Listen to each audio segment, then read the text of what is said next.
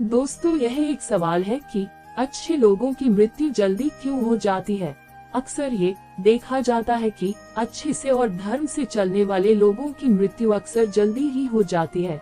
शास्त्रों में तो बताया गया है कि कलयुग में लोगों की उम्र 30 साल ही रह जाएगी और कलयुग का अंत होते होते इंसान की औसतन उम्र 20 साल ही रह जाएगी।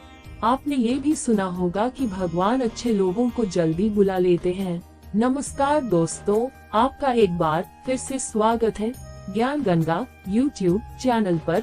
दोस्तों, धर्म कोई सा भी क्यों ना हो, हर किसी में यही बताया गया है कि जिसने इस धरती पर जन्म लिया है उसकी मृत्यु निश्चित है। और अगर बात सनातन धर्म की करें तो इसकी एक मान्यता के अनुसार बच्चे के जन्म की छठी रात ही ब्रह्मा जी उसकी किस्मत लिख देते हैं, जिसमें उसके आने वाले कल जैसे विवाह, पढ़ाई, नौकरी, यहाँ तक कि मृत्यु की तारीख तक शामिल होती है।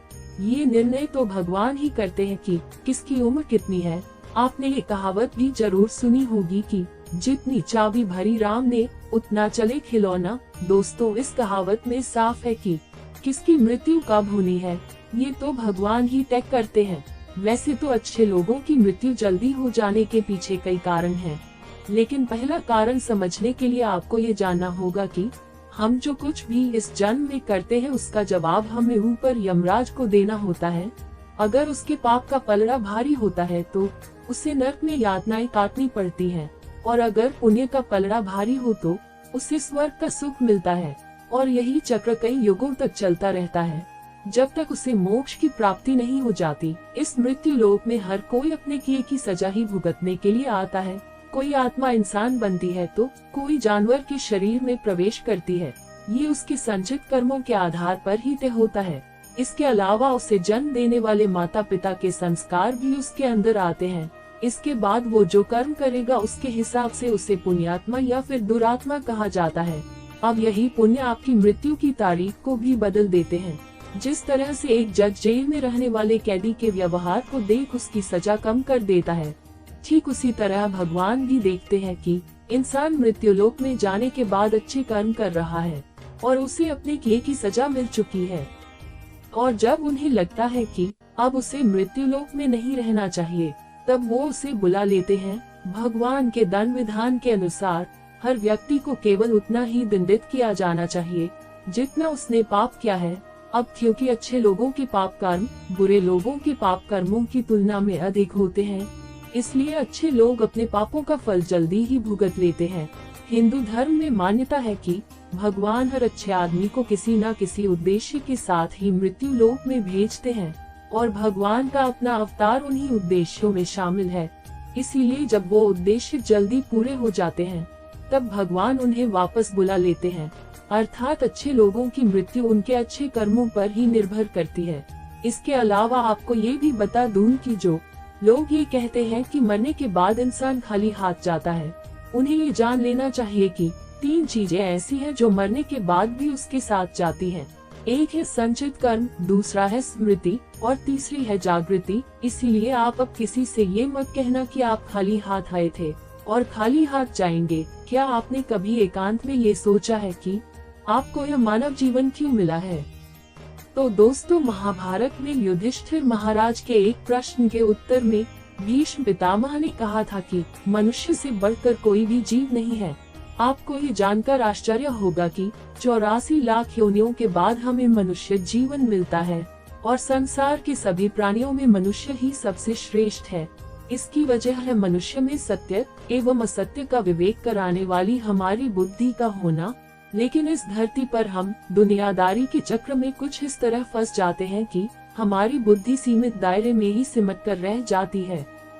हम सांसारिक सुखों को ही सब कुछ मानकर उसमें लिप्त रहने में ही अपना सौभाग्य और अपने जीवन की सफलता समझते हैं। यही गलती हम कर जाते हैं, क्योंकि इसके बावजूद कोई भी व्यक्ति ये दावा नहीं करता कि वह पूरी तरह से सुखी है। सच्चाई यह है कि हमें सामान्य मानव जीवन के उद्देश्य की पूर्ति के लिए निरंतर प्रयास करते रहना चाहिए। ये सच है कि अपने और अपने परिवार का भरण पोषण की जिम्मेदारी हमारी है और हमें इसे हर हाल में निभाना चाहिए। लेकिन क्या आपको यह मालूम है कि आप कहां से आए हैं और आपको कितने दिनों तक या कितने सालों तक इस जगत में रहना है? और आपकी मंजिल क्या है? तो इन प्रश्नों के उत्तर में ज्यादातर लोग यही कहते हैं कि पता नहीं। ऐसे लोग बड़े ही अजीब होते हैं। वो यात्रा तो कर रहे होते हैं, पर यात्रा के संबंध में उन्हें कुछ जानकारी नहीं होती। उन्होंने मानव जीवन पाया है, लेकिन उन्हें अपने जीवन का लक्ष्य मालूम नहीं होता। हमारे आपके जीवन का मतलब है एक उद्देश्य खोज लेना और अपने भीतर शांत रहना। कहा गया है कि मनुष्य आनंद लोक का वासी है और आनंद के परंधाम तक पहुंचना ही उसके जीवन का एकमात्र लक्ष्य भी है। इसलिए मनुष्य को इस संसार की मृग मरीचिका से निकलकर भव्य जीवन की प्राप्ति के लिए साधना के मार्ग को अपनाकर अपने गंतव्य को पहचानना चाहिए।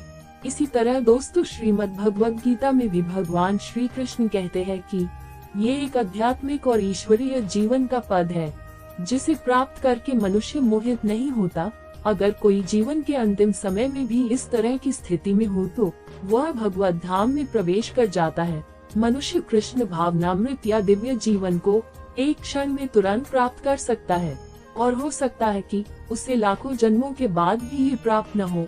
दोस्तों, ये तो सत्य को समझने और स्वीकार करने की बात है।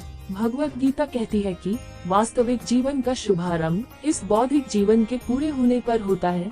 दोस्तों, इन सभी बातों से ये तो स्पष्ट होता है कि हम सभी एक निश्चित समय के लिए धरती लोक पर आते हैं और कुछ विशेष कर्मों को करने के लिए आते हैं। जब हमारे कर्म पूरे हो जाते हैं और इस जीवन के लक्ष्य प्राप्त हो जाते हैं, तो प्रभु हमें परलोक में एक सहज जगह प्रदान करते हैं। भगवान कृष्ण और अन्य कहते हैं कि वास्तविक जीवन तब शुरू होता है जब ये भौतिक जीवन समाप्त हो जाता है। दोस्तों, जो लोग सदाचारी होते हैं और जीवन में अच्छे कर्म किए होते हैं, वे वास्तव में विशेष होते हैं। जब उनकी मृत्यु का समय निर्धारित हो तो उनको इस दुनिया को छोड़कर आगे की यात्रा जारी रखनी होती है। तो दोस्तों, आज के वीडियो में बस इतना ही। अगर आपको हमारी जानकारी अच्छी लगी हो तो हमें कमेंट में अवश्य बताएं। इस वीडियो को भी शेयर करें और हमारे चैनल को सब्सक्राइब करें। धन्यवाद।